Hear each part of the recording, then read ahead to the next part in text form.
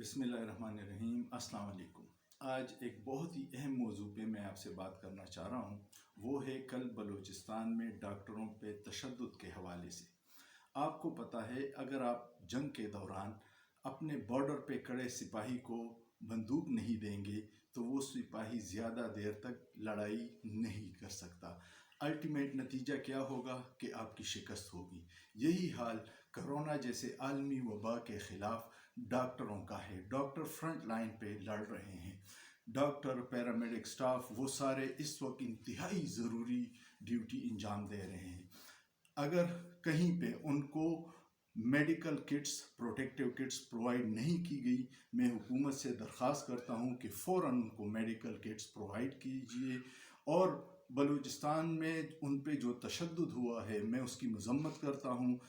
तशद्दुद के अलावा भी बाइज़्ज़त तरीके होते हैं डॉक्टरों से बात करने के, बैठ के आपस में ये मसला सॉल्व करना चाहिए।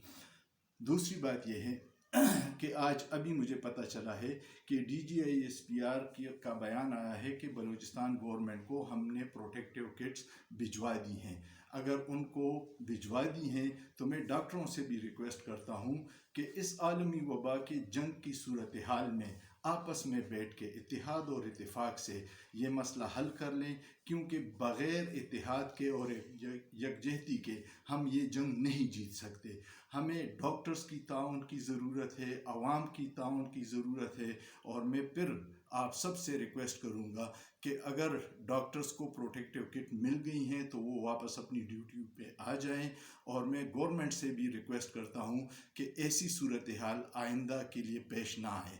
अगर आपको मेरी ये वीडियो और पैगाम पसंद आए तो बराए मेहरबानी इसको ज़्यादा से ज़्यादा शेयर कर लें ताकि आला हुकाम तक मेरी ये बात पहुँच सके। शुक्रिया।